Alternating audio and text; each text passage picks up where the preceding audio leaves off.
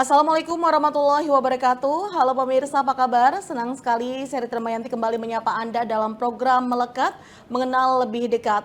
Dan pemirsa, kita akan membahas terkait dengan tema kita di hari ini tentang kelestarian laut dan juga pemberdayaan masyarakat pesisir bersama dengan anggota Komisi 2 DPRD Provinsi Banten, ada Bapak Asep Awaludin SEMH dari fraksi Nasdem. Kita kenalan dulu yuk. Assalamualaikum warahmatullahi wabarakatuh. Waalaikumsalam warahmatullahi wabarakatuh. Apa kabar Pak Asep? Alhamdulillah baik Alhamdulillah. sekali. Terima kasih nih sudah menyempatkan waktu untuk ngobrol, berbincang mengenal lebih dekat sosok seorang Asep Awaludin ya. Ya, siap. Ini kalau boleh tahu dari Komisi 2 DPRD Provinsi Banten. Bajunya Komisi 2. Oh iya. Udah ada contekannya nih pemirsa ya. Ini ngomong-ngomong kalau Komisi 2 membidangi apa aja sih Pak? Ya. Komisi 2 itu memindangi tentang perekonomian. Di mana salah satunya yaitu perlautan dan perikanan. Jadi fokus Dan ya dari fokus salah Komisi satunya 2. pertanian, UMKM, perdagangan industri. Oke, ini kalau ngomong-ngomong dari dapil mana nih Pak? Nah, saya dapilnya Kabupaten Lebak. Kabupaten Lebak. Oke, kalau boleh tahu ini menjadi anggota DPRD Provinsi Banten kali keberapa? Alhamdulillah saya baru setahun ya.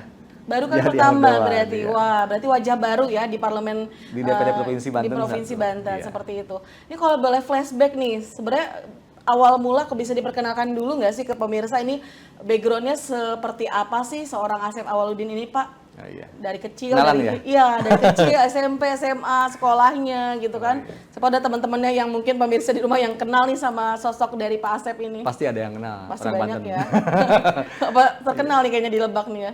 Kalau di selatan mungkin insya Allah dikenal. Ya mungkin saya harus dikenalkan dari background dari usia Iya. kecil. Ya, Bismillahirrahmanirrahim. Assalamualaikum warahmatullahi wabarakatuh. Saya Kang Asep Awaludin, disapanya Kang Awe ya. Saya lahir di Binuangen, ya. Katanya sih lahirnya di Cikesik, Sumur Batu sih katanya. Tapi KTP saya ya orang tua ketika saya lahir di Sumur Batu, Pandeglang tuh. Iya. Ya kan perbatasan ya. Betul. Nah, karena orang tua saya, bapak saya di Binuangen, mama saya orang Sumur Batu. Nah, tapi saya sebagai warga Lebak, dicapnya ya orang Lebak, Orang gitu Lebak kan. gitu ya. Karena dominan kepada orang tua bapak. Saya lahir di sana, sekolah SD 1 di Binuangen, MTSMA Binuangen, SMK Negeri 1 Pandeglang, dan kuliah di Bandung. Nah, sejak kuliah tahun 99 ya, sampai dengan hari ini, ya kan, saya masih warga Bandung. Oh. Dari kuliah, Dari kuliah masih warga Bandung. kalau KTP-nya warga KTP-nya, Bandung, iya. gitu kan. Heeh. Nah, sejak kuliah saya aktif di kegiatan konsultan dan auditor. Jadi tahun 2001 kalau tidak salah, Ya. saya sudah magang di kantor akun publik dan menjadi konsultan. Jadi Konsultan. di tahun ketiga saya kuliah itu di STY PKP angkatan 99 jurusan akuntansi. Kebetulan saya punya bapak angkat ya, bapak angkat almarhum Pak Dedi Supandi. Beliau mantan rektor di sana, mantan ketua ya, ketua STY PKP, dan beliau alhamdulillah saya dipercaya oleh beliau menjadi anak angkat. Oke. Nah, dan beliau punya kantor akun publik di sana. Nah, tahun ketiga saya kuliah, saya magang di sana. Di tahun yang sama, ya, saya alhamdulillah dipercaya memegang beberapa perusahaan sebagai auditor. Dan di tahun berikutnya, setahun kurang mungkin, saya udah banyak pegang sebagai ketua tim di beberapa perusahaan sebagai auditor. Dan kalau tidak salah tahun 2002, setelah setahun saya magang, saya sempat menjadi konsultan manajemen keuangan AAGIM. Wow. Darut Tauhid. Jadi tauhid, Nah, iya. masih kuliah dulu. Masih kuliah tapi sudah Masih ini kuliah. ya, sudah banyak kegiatannya Konsultan. Jadi ada beberapa belas perusahaan yang saya pegang sebagai konsultan. Saya alhamdulillah magang di auditor, nggak nyampe setahun saya pegang lebih dari 10 perusahaan sebagai auditor plus sebagai konsultan. Wah. Kalau auditor kan tahunan ya. Kalau konsultan kita hampir tiap bulan atau Iya, 2 minggu melayani, sekali atau seminggu sekali, tergantung. konsultasi, betul. Baik tentang keuangan, manajemen maupun perpajakan. Perpajakan juga mas. Berarti nggak jauh-jauh lah ya dengan bidang ekonomi yang saat ini digeluti. Sesuai nyambung. Iya betul. Jadi 2000 berapa ya? 2000 di usia saya 25 tahun saya punya perusahaan. Punya salah satu perusahaan dan alhamdulillah saya menjadi direktur. Di usia 26 tahun saya diangkat oleh Wali Kota Bandung menjadi komut komisaris utama perusahaan daerah bank Sebenarnya lebih banyak kegiatan di sana ya, Kang ya? di Bandung. Di Bandung ya? Iya kan. Jadi 2000 berapa tuh kalau nggak salah 2009 ya. Saya punya perusahaan, saya punya travel umroh haji, saya juga aktif di bisnis yang lain ya. Selain ini konsultan ya, profesi saya auditor konsultan. Iya. Tapi saya hobi bisnis. Nah, di tahun 2009 diangkat oleh Wali Kota Bandung, zaman dulu pada Darusada. Gitu. Karena dulu pejabat di sana tes BI zaman belum ada OJK ya. Nggak ada yang lulus. Kebetulan saya sebagai auditornya. Nah, diminta, nggak ngelamar loh, diminta. Alhamdulillah lulus dan diangkat menjadi ketua Dewan Pengawas. Nah, perjalanan panjang, saya bisnis aktif terus. Nah, terus berikutnya saya, karena udah punya cita-cita, kalau saya sudah memiliki kemampuan, saya pengen mengabdi di kampung halaman di Banten. Allah memberikan jalan kemudahan buat saya, kalau saya tidak kembali ke Banten, aku tawalat ya. Berarti itu kembali ke Bantennya tahun berapa tuh, Kang? 2000, sebenarnya saya pernah mencoba nyalon dewan di RI tahun 2009. Oh, tapi gagal. Cuman gagal karena saya belum ahli di bidang politik kan ya. Belum ada ilmu ya? Belum ada ilmu. Ini masih coba-coba. Viral dari juga ceritanya. dulu, ramai juga. Oh gitu Dan ya? suaranya kalau nggak salah hampir 19.000 ya. Tapi tanpa money politik itu. Iya. Tapi luar biasa, tanpa serangan PR lah dan macam-macam gitu ya. Gitu kan. Tanpa embel-embel itu saya datang disambut dengan baik dengan. Berarti kembali ke Banten 2010. Iya, 2014 Oh, mama saya 2014. meninggal. Oh, oke. Nah, tapi 2009 saya pernah bikin kapal, beli kapal dulu kecil. Nah, anak nelayan saya itu, ceritanya anak nelayan. Saya beli kapal kecil, kapal second ya, bekas orang. Berapa kalau nggak salah 50 jutaan, zaman dulu masih murah gitu ya. Tapi bekas ya. Saya coba kasih sama sepupu saya. Udah jangan melaut dengan kapal orang lain. Melaut aja kapal sendiri, saya beliin Kapal kapalnya. sendiri, iya. Nah, sehingga ketika dulu 2009 bagus, ya udah tiap tahun harus bikin. Selain hasilnya dari kapal, dari saya dari Bandung, uang dari saya kirimin. Kan lumayan juga kalau bikin hari ini tuh mungkin 210 juta tuh kapal. Alhamdulillah sempat saya sebelum masuk politik sempat 35 kapal punya. Wow. Gitu. Berarti Kang Asep teh emang kalau background orang tua nelayan atau Nelayan. bagaimana? Nelayan. Nelayan. Wah. Jadi saya bikin tiap tahun sama adik saya, berdua. Adik saya juga alhamdulillah di Bandung dan di Subang hari ini. Dia jadi direktur bank juga, di usia 30 tahun. Jadi kita juga selain konsultan auditor, background-nya perbankan juga. Wow. Ini kalau dibikin buku kayaknya menarik nih ya. Perjalanan seorang Asep Awaludin gitu kan, anak seorang nelayan yang memang menempuh jalur parlemen ini luar biasa ya. Ya, cuman 2009 saya gagal itu, saya pernah punya janji ya dalam hati, saya udah mampu dan udah 40 tahun saya harus mengabdi ke Banten. Ternyata usia saya belum 40 tahun dulu. Baru 37. Makanya mungkin gagal. Gitu ya. Makanya Karena gagal. dari sisi umur juga belum memenuhi nih Kang Asep ya. Janjinya belum tepatin 40 tahun. Ini pada saat waktu itu gagal di parlemen DPR RI, kemudian akhirnya mencalonkan diri di DPRD Provinsi, ya. provinsi tahun berapa ini? Kemarin di 2024 ya. iya. Nah dari 2014 ke 2004 ini perjalanannya apa aja nih aktivitasnya? Jadi gini, 2009 saya bikin kapal, bikin usaha toko kayak Alfamart itu lumayan juga kayak sistem, terus bikin tambak udang, gitu kan, macam-macam lah saya di sana demi untuk membantu keluarga dulu. Kan sebelum kita membantu orang kan keluarga dulu. Iya, yang terdekat dulu. Dekat lah dulu ya. kan, Betul. kalau sudah orang dekat kita bantu kan ya kita harus memperluas dong bantuannya. Di politik lah kita, gitu. Jadi kalau kita bikin masjid bagus nggak? Sangat bagus.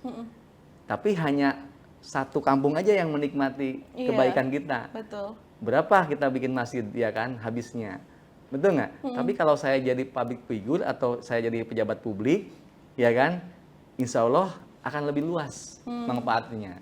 Sehingga saya terjun politik itu pengen memperluas manfaatnya. Apalagi dengan pemangku kebijakan tadi bisa bermanfaat dari kebijakan-kebijakan yang diambil gitu ya kan Kang ya. Iya. Ini ngomong-ngomong kalau misalnya sudah punya putra? Saya menikah dan punya anak di Bandung. Di Bandung. Anak saya 6.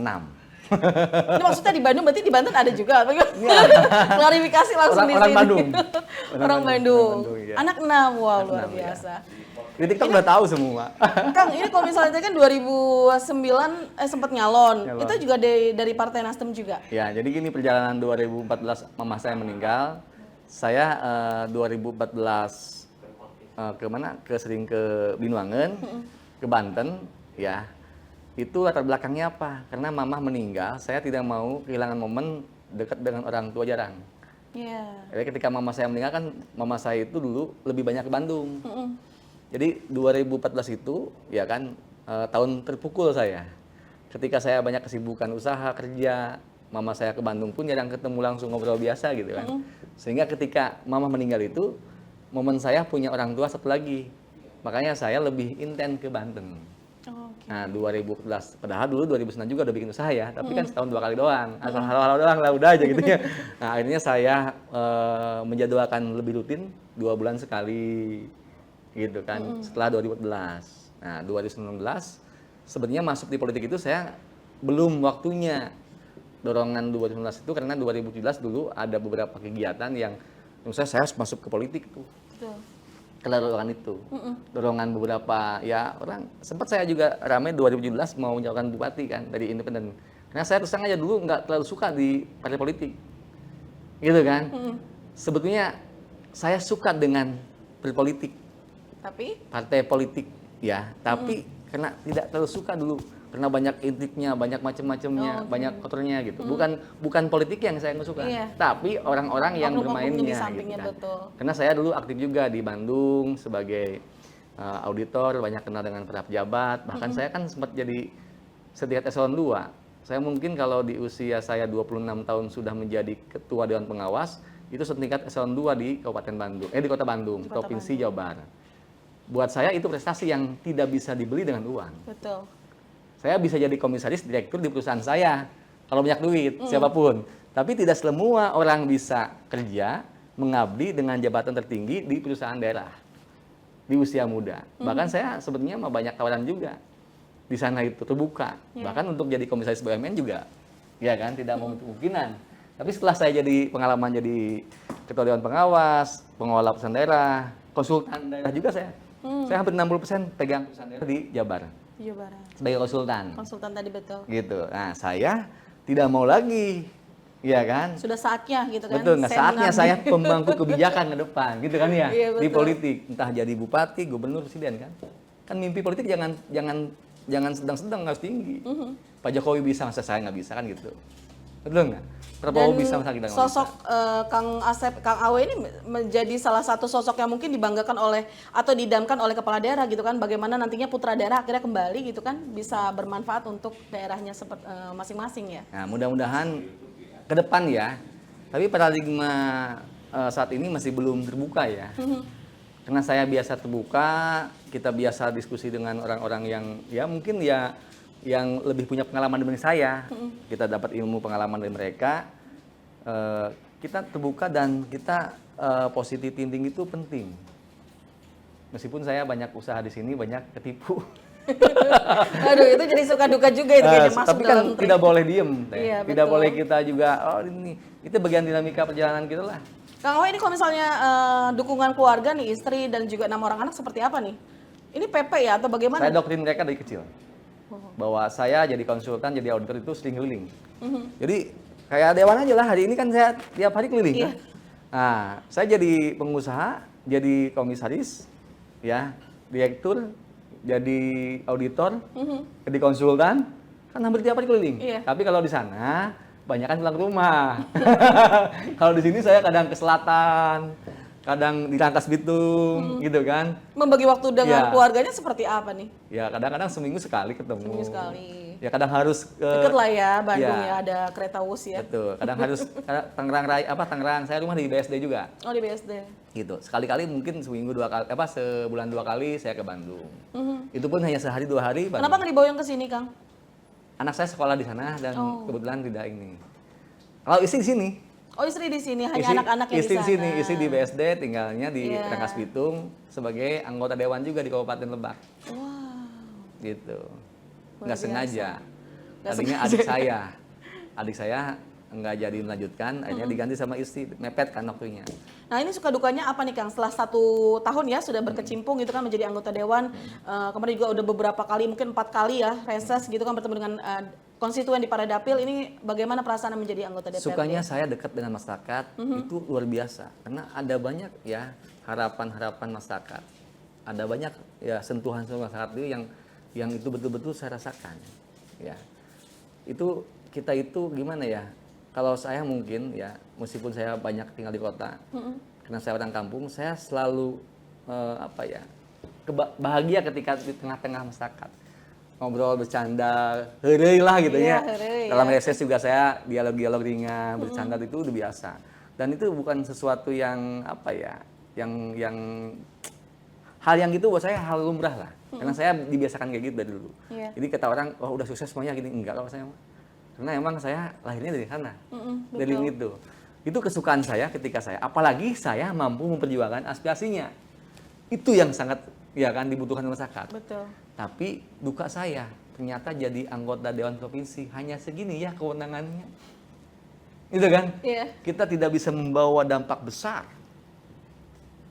Tapi ini pilihan saya. Setidaknya ketika ada orang sakit, ada permasalahan di rumah sakit, saya bisa telepon direkturnya. Direktur tolong dong, ya warga saya yang sakit nggak mampu, jangan dengerin masalah KTP, KK, dan macam-macam dulu. Layani dulu, nanti bikinkan BPJS-nya. Sudah bisa lebih hadir dan kan? bermanfaat gitu ya. Meskipun saya bukan bidang kesehatan. Ada orang yang nggak sekolah dengan bla bla bla bla, biaya dan program dan lain-lain, saya perjuangkan. Gitu kan? Alhamdulillah banyak yang dapat, meskipun mungkin tahun berikutnya dapatnya gitu ya. Jadi itu suka dukanya macam-macam. Tapi nggak sukanya saya tadi itu. Saya tuh ketika melihat kemiskinan, rumah gubuk, kesenjangan sosial, banyak masyarakat mengadukan nasibnya tentang bantuan yang layak diberikan bantuan, tapi tidak mendapatkan haknya. Yang tidak layak, rumah-rumah cukup besar, bagus, punya penghasilan, masih muda, tapi kok dapat kayak PKH, bantuan lain. Ini yang banyak yang tidak tepat sasaran ya. Gitu kan. Jadi saya semakin semakin menggebu di politik. Gua harus jadi orang nomor 1 di Banten. Untuk apa? Untuk tidak melihat kesusahan di masyarakat. Tidak melihat kesusahan masyarakat lagi. Tidak boleh ada masyarakat di Banten itu rumah kumuh. Penderitaan, salah bantuan sasaran. Kenapa? Saya terus aja kecewa ya melihat keadaan itu. Ya, saya duka ya. Sukanya akan jelaskan tadi. Duka saya itu, ya kan, saya tidak bisa memberikan banyak manfaat hari ini. Mudah-mudahan nanti ke depan nextnya doakan masyarakat Banten. Amin. Ya. Saya di politik bagaimana niat saya lurus untuk mengabdi, memperjuangkan kesejahteraan masyarakat. Gitu. Jadi tidak berarti saya udahlah nggak ada manfaatnya gini. Tapi kalau udah punya duit kalau nggak punya duit mah usaha aja lah. Sekarang mah, karena realitanya kan di politik banyak biaya besar Betul. Ya kalau saya hari ini nggak usaha juga kan, ya gimana? Jadi jangan sampai gini kita di politik habis semuanya, tapi kita nggak bisa bantu masyarakat. Betul. Gitu. Oke, Kang Awe, kita kembali lagi fokus ke tema kita nih. Siap. Podcast kita kali ini adalah tentang tadi kelestarian laut dan juga pemberdayaan masyarakat pesisir ya, Kang ya. Bagaimana Komisi 2 nih Provinsi Banten ini melihat urgensi dari menjaga kelestarian laut sebagai bagian dari ketahanan ekonomi daerah? Nah ini nih, yang kita kemarin itu dibahas di 2026 ini, yang kurang masuk atau sedikit sekali ya anggaran keberpihakannya terhadap kelestarian alam. Gitu teh. Jadi sedikit anggarannya sedikit. ya? Jadi kalau dari sekian anggaran, apalagi kan ada penyusutan, ada pengurangan dari pusat, efisiensi, sehingga kasihan sekali nih ya para pesisir atau warga-warga pesisir itu, alokasi anggarannya kurang. Menurut saya sangat kurang, karena banyaknya kerusakan tentang pesisir, ya terumbu karang yang rusak, pepohonan yang atau dulu ada bonsai ya, ada pohon-pohon di di karang-karang, bahkan ada mangrove ya. Kalau yang di sungai-sungai, ini yang saya lihat di anggaran tidak tampak, karena efisiensi dan lain-lain. Lagi-lagi terdampak gitu kan. Masyarakat pesisir ya. Pasti tidak akan signifikan ya peningkatannya. Ini yang mudah-mudahan di kabupaten atau di pusat lah. Kan saya juga nggak tahu dorongan dari kabupaten bagaimana. Mudah-mudahan ada dari pusat juga ya. Saya lihat di provinsi ini nggak akan nampak. Anggarannya nggak jelas. Adapun dikit lah. Jadi kalau misalnya boleh tahu ini untuk anggaran untuk hal apa nih kalau misalnya untuk di Dinas Kelautan sendiri? Jadi kalau kemarin itu lebih kepada bagaimana membangun infrastruktur. Meskipun nggak besar ya karena kan kecil anggarannya. Terus bagaimana membantu alat tangkap. gitu. Lebih ke sana aja. Nah, tapi penanaman kembali mangrove, perbaikan terumbu karang, ya. Tapi kemarin Pak Antasoni di Labuan tuh kalau nggak salah nanam-nanam terumbu karang di ini ya. Iya. Ada juga tahun ini ya. Nah, mudah-mudahan tahun depan juga dialokasikan. Tapi nggak seberapa nilainya teh. Oh. Dari kita kan lihat panjangnya perbatasan dari Jakarta sampai Sukabumi, Labuan ya. Panjangnya itu kan sangat panjang, bahkan 900 kilo ya kurang lebih ya. Kalau saya lihat di Google apa di mana kan ya.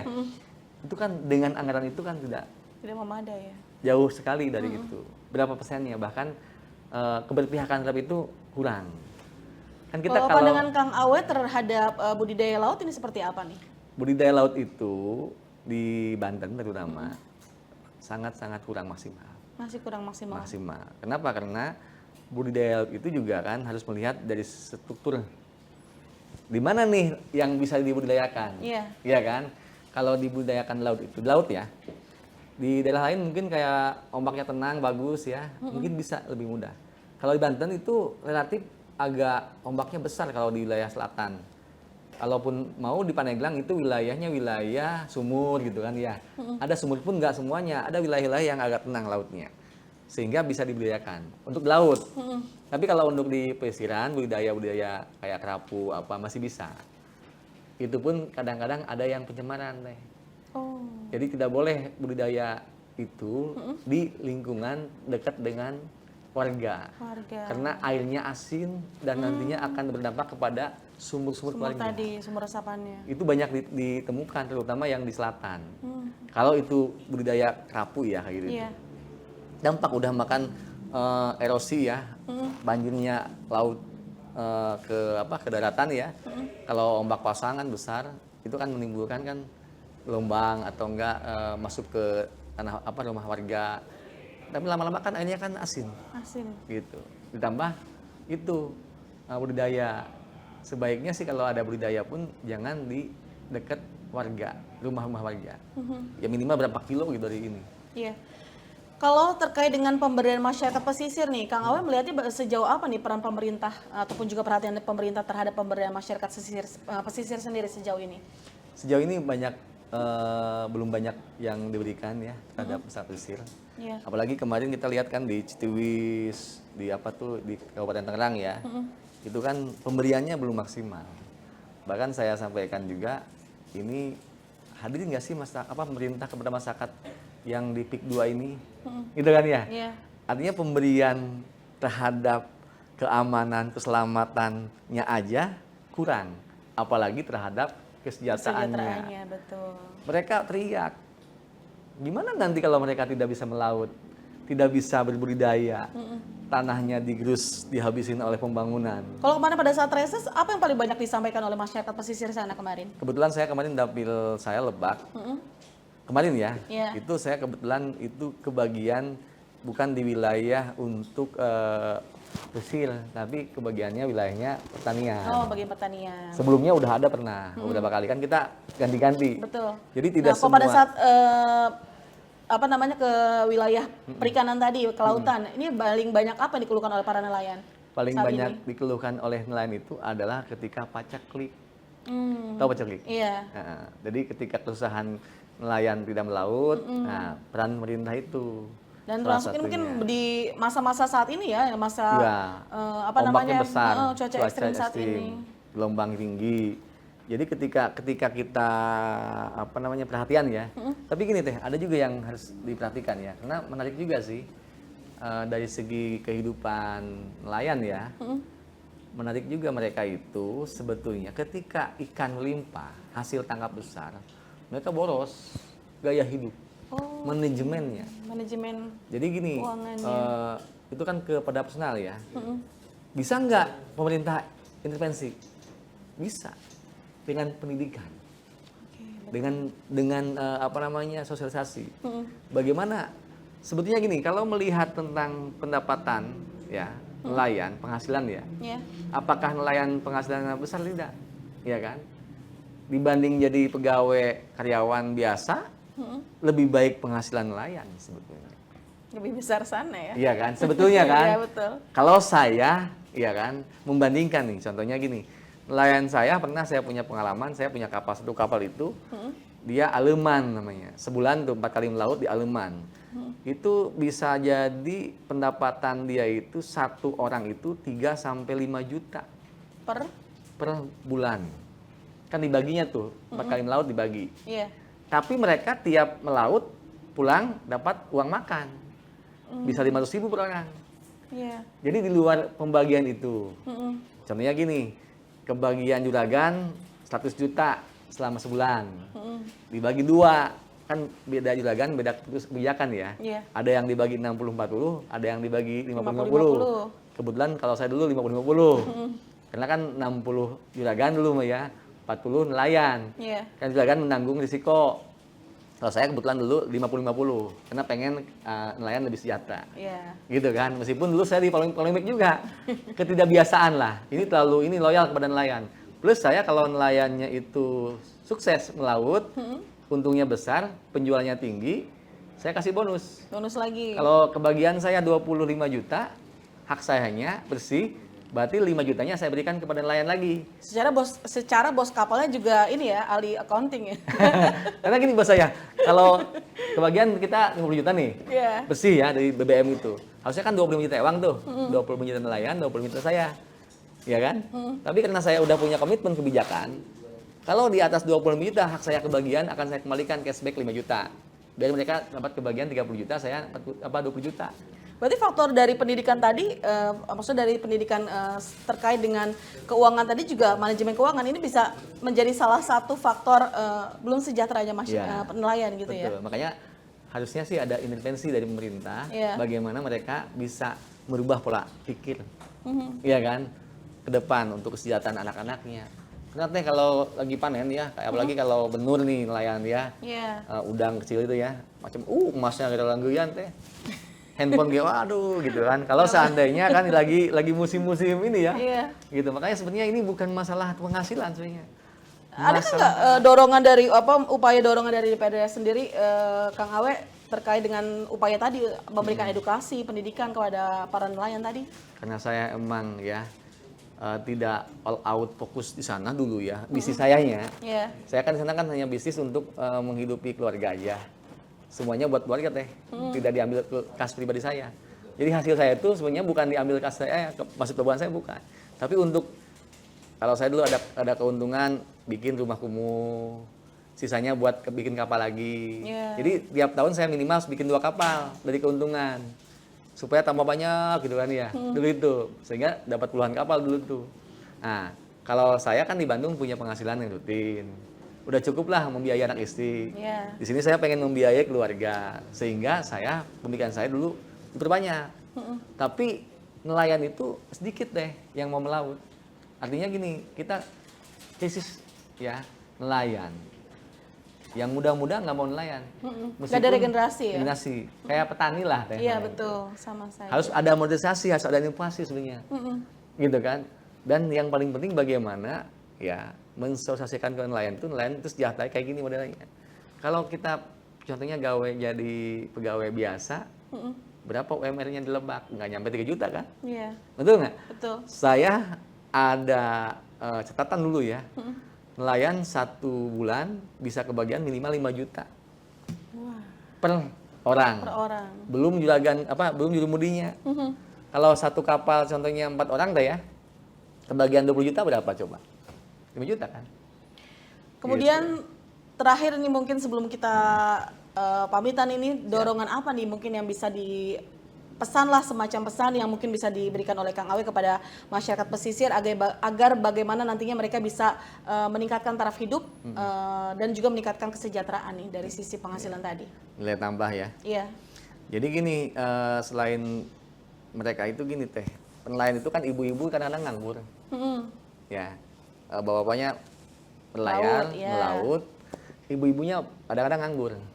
Gitu kan? Betul. Nah, peran di sini juga sebenarnya bagaimana ada nilai tambah ekonomi masyarakat nelayan, tadinya ibu yang nganggur bisa jadi kerja UMKM.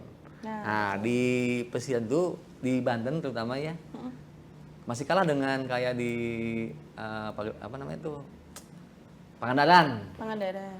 Kan kalau Pangandaran terkenal dengan ikan apa tuh namanya tuh asin yang jambal. Betul nggak? Padahal di kita itu ikan banyak macam-macam. Betul. Nah, berarti kan nilai tambahnya itu bagaimana ya ke depan ya ibu-ibu yang nganggur yang santai itu sebenarnya kan jadi pengrajin asinan dan lain-lain. Dan banyak juga kan keripik ikan dan lain-lain. Meskipun emang di kita di Minuangen nih selatan nih ada khasnya bakso ikan. Bakso ikan ya, Ya. wah nanti saya cobain soalnya Deng-deng udah 2 kali apa nih saya gitu. mendengar bakso ikan Binuangen ya. Udah coba belum? Belum. Harus coba nanti. Harus coba Apa tuh nanti saya ya. bawain? Siap. Gitu. Tapi sebelum kita pamitan mungkin bisa berikan closing statement dulu nih kepada pemirsa di rumah khususnya juga masyarakat pesisir yang ada di Provinsi Banten terkait dengan tema kita di hari ini. Silakan. Ya. Apa yang disampaikan Kang? Ya, harapan saya sesuai dengan temanya bagaimana Provinsi Banten ini ya ke depan bisa memperbaiki ya atau bisa melestarikan pesisir ya, yang rusak diperbaiki, yang bagus ya dipertahankan. Tentunya untuk apa? Untuk bagaimana masyarakat di pesisir itu supaya lebih sejahtera. Otomatis dengan adanya pesisir yang rapi, bersih, penataannya atau pohon-pohonan yang dulu kayak bonsai itu kan udah hilang tuh, terumbu karang dan lain-lain, termasuk mangrove di beberapa daerah yang udah hilang tuh kan, perlu diinikan. Ini akan menjadi keindahan sendiri sehingga akan menciptakan wisata. Karena wisata akan tumbuh kalau ada potensi itu. Betul. Termasuk UMKM itu menciptakan wisata teh. Betul. Ya kan? Ini makanannya enak loh di sana. Yuk kita ke sana. Tempatnya bagus loh di sana. Gitu kan ya? Iya. Pemerintah di Banten itu harus bisa menciptakan bagaimana masyarakat bisa ya memberikan UMKM atau bisa menciptakan makanan-makanan sehingga membanten. Minimal membanten lah, bukan ya kan? Minimal membanten dulu kan. Dari Tangerang bisa ke sana gitu teh. Gitu. Mudah-mudahan ya Pak Gubernur dengan pemerintahannya ya bersama kami dengan dewan-dewan ke depan ada waktu kita 4 tahun lagi depan ya bisa menata pesisir dengan baik lagi, tujuannya UMKM juga hidup, masyarakat sejahtera dan para pelancong atau wisatawan datang ke sana. Bisa memanfaatkan peluang yang ada di Bisa sana memang, ya. ya. Terima kasih nih banyak atas waktunya nih Kang Awe. Mudah-mudahan dengan hadirnya Kang Awe di parlemen khususnya di concern di perikanan dan juga kelautan bisa menambah kesejahteraan juga untuk masyarakat di pesisir sana ya.